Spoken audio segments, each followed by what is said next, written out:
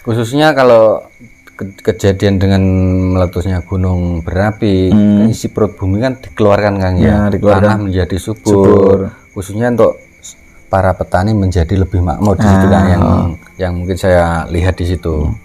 Di sini ngomong masalah gunung Merapi kan, kan pasti ada sosok penunggu dari salah satu gunung itu pasti ada.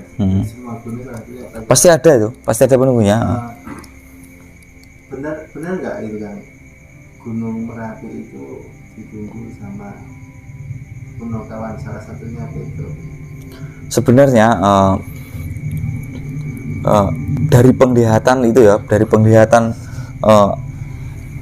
satu orang dengan orang yang lain tuh berbeda-beda. Kalau menurut Kakang Joko Umbaran sendiri gimana Kang? Kalau yang menurut yang saya lihat ya, saya lihat sendiri ya Mas Min ya. Sebenarnya enggak Punokawan aja. Bukannya ya. Bukan itu saja. Jadi sekarang gini Mas Amin. Kita ngefans sama Gatot Kaca. Yang dilihat penunggu gunung ya pasti Gatot Kaca nanti.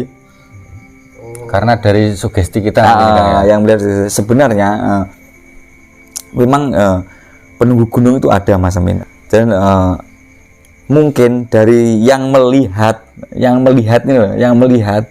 akhirnya dia ngefans sama Petro. Jadi melihat yang penjaganya itu ya Petro. Seperti Petro gitu. Jadi sebelum Nusantara ya, dari pertanyaan Om Agus tadi ya, enggak semua terus yang penunggu gunung itu kayak Punokawan, enggak semua kayak gitu. Beliau wujudnya berbeda-beda, dan setiap orang atau spiritualis pun mungkin berbeda semua, juga berbeda kan ya. Ya mungkin dari 100 orang ada mungkin yang 7 yang sama, ada yang 2 yang sama, ada menyikapi ya. Kan banyak kabar, banyak prediksi dari BMKG bahwa mau ada tsunami yang 30 meter atau 20 meter. Terus itu menurut Kakang Joko Umbaran gimana Kang? Ini memang benar akan terjadi karena pergeseran lempeng bumi atau memang ada takdirnya begitu, atau memang dilihat dari sampean lah, dari sisi goibnya gimana Kang? Sampean gini ya Mas Agus ya, itu kan cuma memperkirakan ya, memperkirakan dan terjadi apa enggak dia tidak tahu. Dan BMKG pun sendiri memperkirakan akan ada tsunami setinggi 30 meter ya. Dia membayangkan kayak gitu agar orang-orang yang berada di sekitar pesisir laut agar lebih berhati-hati. Dan kalau menurut saya tidak akan terjadi itu Mas. Kecuali dengan kehendak dari yang Maha Kuasa. Kalau saya tidak akan terjadi. Tapi kalau yang Maha Kuasa sudah membuat itu terjadi ya terjadi ya. Kita cuma ya mudah-mudahan kalau dengan adanya dari penglihatan saya tidak ada itu.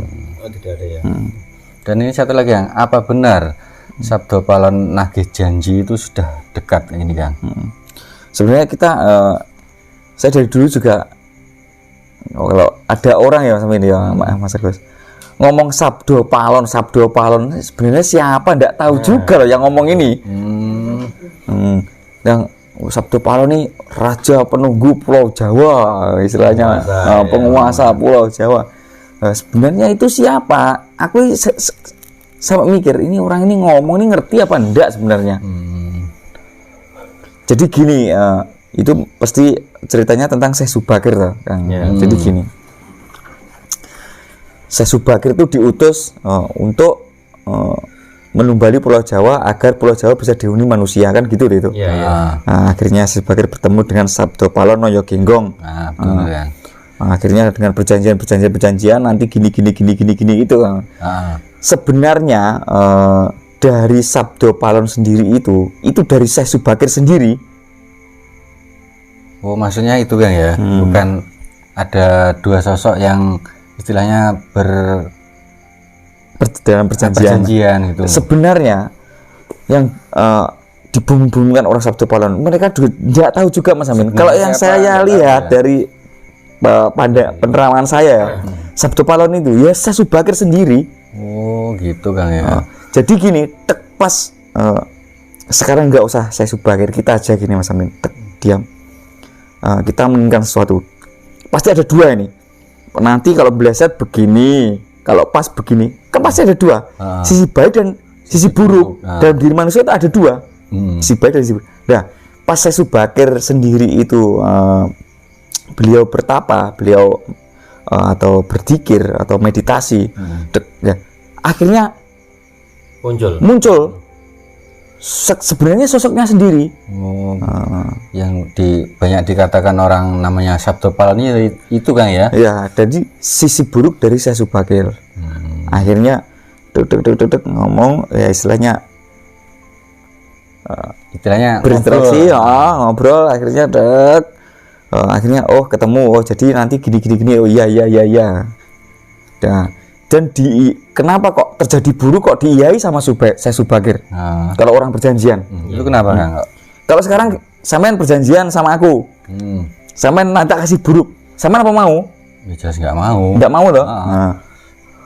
Jadi sama Syekh Subakir diiyai, masalahnya apa? Gini, Om Agus, dia itu karena gini, akhirnya ditumbali wedi sama takir, disuruh apa? Dikir. Nah, disuruh berdikir itu, maksudnya dikir agar tidak terjadi semua itu. Oh, itu maksudnya dikir tuh yang tumbal yang wedi diadai takir. Itu yang di Gunung Tidar itu. Itu sebenarnya tolak balaknya yaitu disuruh dikir. Dalam artian kita harus mengingat pada yang Maha Kuasa. Maksudnya dari keseluruhan tadi itu Kang ya. Sebenarnya Sabdo Palon ya Syekh Subakir sendiri. Dan ini Kang, satu lagi berita ramalan yang saya lihat, katanya ada bencana yang khususnya nih, kan kayak gunung-gunung berada di daratan. Terus yang di selatan sendiri, yang di laut, itu apakah juga merasakan gejolak seperti yang terjadi di bencana di apa? Oh, di daratan atau di bumi ini ya? Oh, istilahnya Mas Ami, istilahnya gitu ya, makhluk gaib yang berada di pantai selatan, istana Ibunda Ratu. Ya sama aja Mas Amin, di sana juga ibaratnya udah bergejolak, bergejolak juga, umek gitu ya. Istilahnya kayak gempar, kayak orang nyata gini ya, sama aja Mas Amin. Tapi kalau gini Kang, itu ada kaitannya nggak kayak gunung berapi meletus, bencana-bencana lain, itu ada hubungannya nggak dengan yang di pantai selatan itu? Semua di alam nyata dan alam gaib semua itu berhubungan Mas Amin. Oh, tetap ada hubungannya. Tetap ada hubungannya. Sekarang gini, gunung meletus kok keluarnya pasir. Padahal pasir itu paling banyak di pantai, jadi diputar-putar terus itu Mas Amin. Pasti berkaitan juga itu kan semua ya? Berkaitan. Makanya kita selalu mengenal sama makhluk Tuhan. Itu kan apa? Satu lagi Kang, kan ada YouTuber yang bilang bencana itu ada yang dari bencananya kapan? Bencana tahun inilah. Tahun 2022 atau 2021? 2021 ini ada yang katanya bencana dari tanah longsor, dari air, banjir bandang, itu dari api, gunung meletus, ada kebakaran, dan dari udara sendiri, angin, itu banyak terjadi. Kayak angin puting beliung, angin ribut, angin topan dan lain-lain. Itu maksudnya gimana Kang? Dari keempat itu Kang? Karena kita itu hidup di alam, dan alam itu unsur alam itu ya air, api, tanah, udara. Pasti kita berhubungan dengan situasi itu. Karena manusia sendiri pun itu juga terbuat dari empat unsur itu, empat unsur elemen alam. Nggak usah bingung ya, memang kita hidupnya di alam.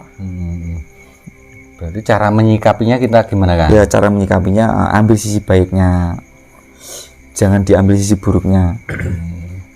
Berarti memang kejadian di alam semesta ini pasti ada 4 ini pasti kan? Pasti berkaitan. Karena yang ada cuman itu. Maksudnya di alam itu yang ada cuma itu. 4 unsur. 4 unsur elemen alam. Karena kita hari-hari kita bergelut dengan 4 unsur elemen alam itu. Bukan ada yang ada di dalam tubuh kita sendiri kan? Ya, dalam tubuh kita sendiri tetap ada 4 unsur elemen alam. Lihat di YouTuber banyak yang membahas kedepannya kita akan kembali ke istilahnya ajaran Jawa yang namanya budi pekerti. Ajaran budi itu Mas Agus ya? Ajaran budi ya. Itu menurut Kang Joko Umbaran gimana Kang? Itu memang benar Mas Agus. Jadi gini, kita sekarang ya, Iya. pelajaran tentang budi pekerti itu sangat dikit sekali, sangat minim sekali. Iya. Tidak kayak orang zaman dulu. Dengan berjalannya waktu ke modern lah ya. Iya. Banyak sosial media ataupun banyak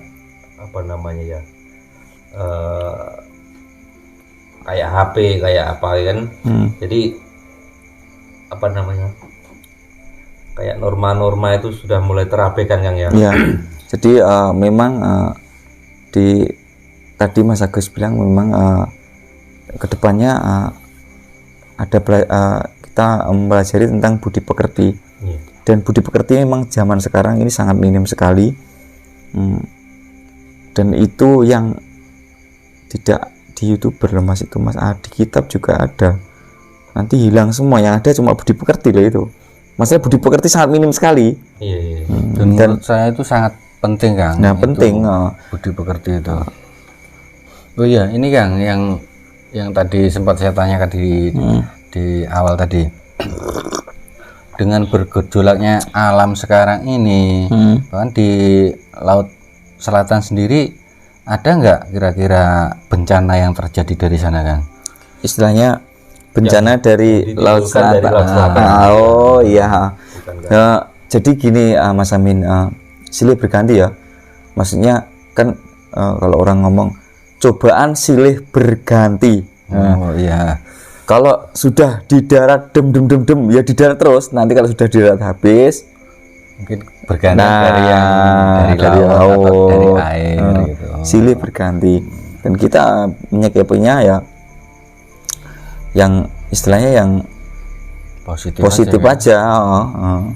Jadi kita menyikapinya yang positif lah.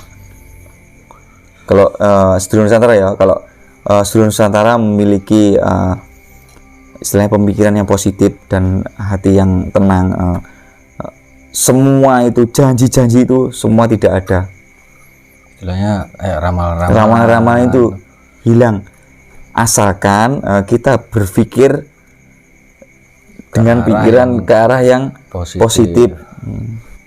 Karena sekarang pikiran orang itu ikut Mas Amin, cuma ikut-ikutan, mengikuti apa yang dilihat gitu kan ya. Nah, di sosial media wah ini mau terjadi, aduh ini bahaya ini.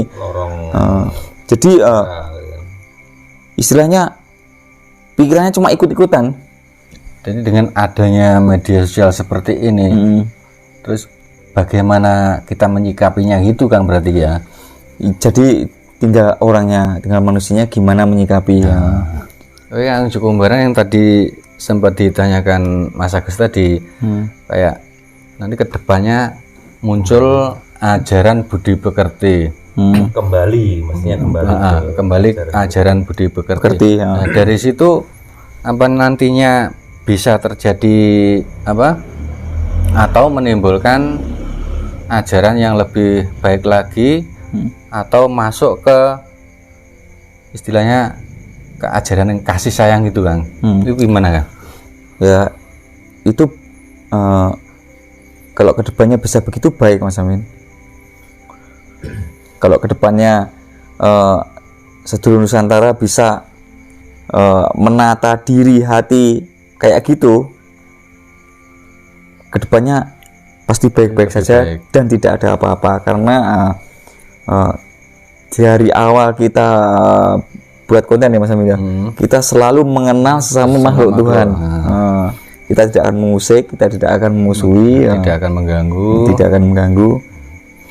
Dari situ Kang ya, dari awal kita membuat konten berdasarkan kita tidak mengganggu, mengusik atau memusuhi sesama makhluk hidup. Berarti dari situ kita bisa memunculkan seperti ajaran budi pekerti, atau itu menimbulkan itu memang benar Mas Amin, kasih sayang itu Kang ya. Itu memang ajaran budi pekerti ya, mengenal sesama makhluk Tuhan. Itu memang ajaran dari budi pekerti. Karena apa? Kalau kita tak kenal maka tak sayang. Makanya kita harus mengenal, dan kalau kita sudah mengenal kan kita akhirnya tahu, oh sifatnya ini begini, sifatnya ini begini, sifatnya gini. Gimana bisa harus menjadi satu? Gimana cara kita berinteraksi dengan yang satu dengan yang lainnya? Gitu. Jadi makanya dari awal kita membuat konten ini berdasarkan mengenal sesama makhluk Tuhan. Pernah tak lihat dari konten yang sebelumnya? Pernah membahas masalah sumpah palapa. Di situ. Oh iya, itu terjadi beberapa bulan lalu Mas Agus ya. Bahwa tahun 2025 akan dibuka lagi sumpah palapa. Itu maksudnya yang gimana Kang? Untuk penjabarannya, maksudnya dibuka yang bagaimana itu?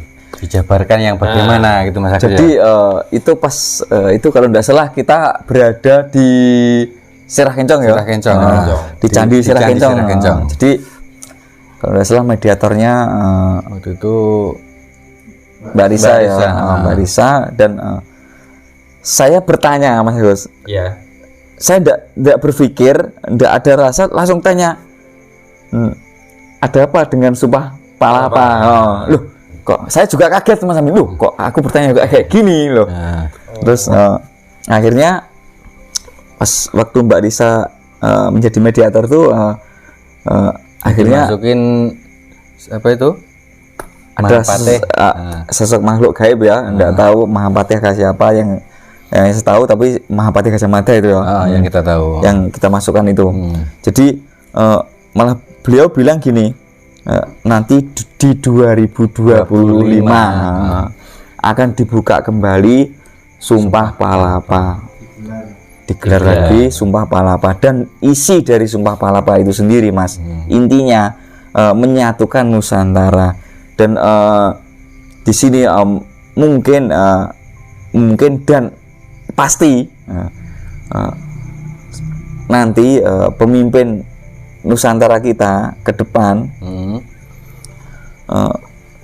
bisa menyatukan Nusantara yang seperti yang dipimpin sama beliau Bung Karno itu kan ya, Presiden IR Soekarno ya, presiden pertama. Menyatukan Nusantara ini dalam artian gimana Kang? Maksudnya Nusantara ini antar suku, antar pulau kita menjadi lebih rukun, atau mungkin lebih gimana? Iya gitu Mas Agus.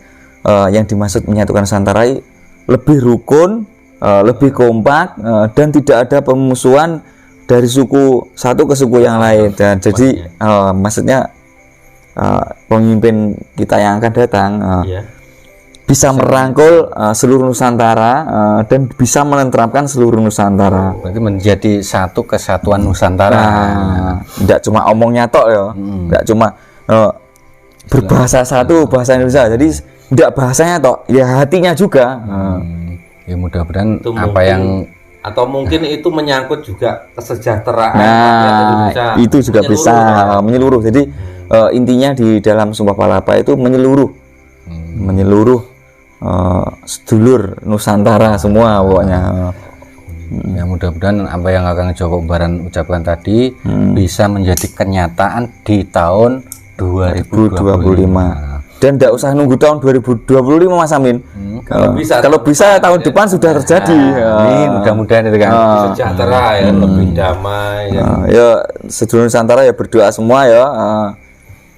Jadi mudah-mudahan akan lebih sejahtera lagi Indonesia dan lebih makmur lagi ya.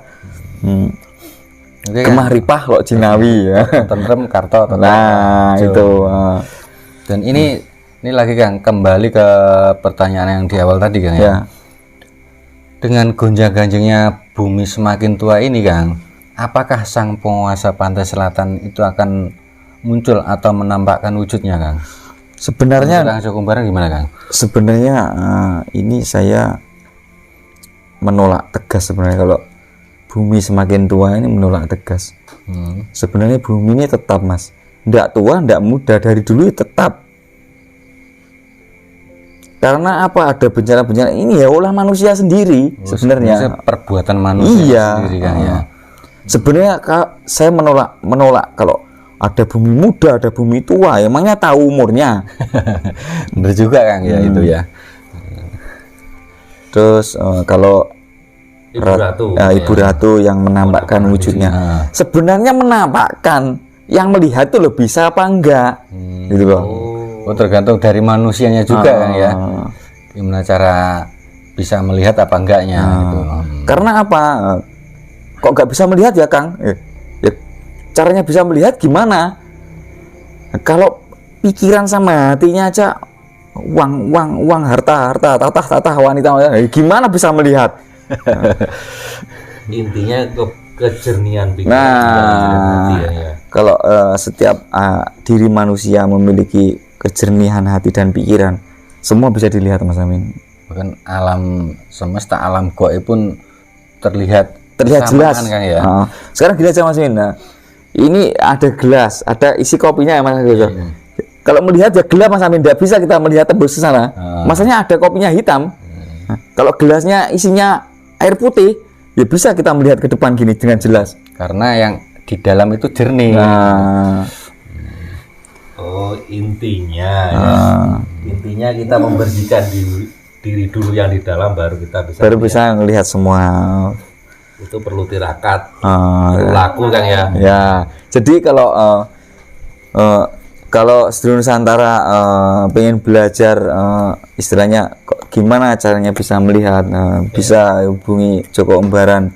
Kalau pengen tahu Ibu Ratu aja bisa itu melihat itu. Ya, Sedulur Nusantara, jika ada permintaan atau keinginan bisa melihat gaib atau bahkan melihat langsung ke pantai selatan, bisa langsung hubungi tim kami, tim Joko Umbaran 57. Nanti bisa langsung tanya-tanya ke Kakang Joko Umbaran. Bisa nanti istilahnya kok masa cuma mengheningkan hati sama pikiran aja bisa. Memang itu caranya Kang ya. Dan itu nanti cepat bisa melihat itu Kang Amin. Kalau sekarang gini, oh ini sudah hati sama pikiran saya sudah jernih ini Kang, ngomong gitu. Tapi hutangnya di bank 1 M, gimana bisa bersih? Ya pikir terus nyaur utang gimana ndak bersih itu. Benar. Jadi syaratnya jujur, punya utang di bank ndak ada, saya jujur lah. Enak nanti itu bisa melihat.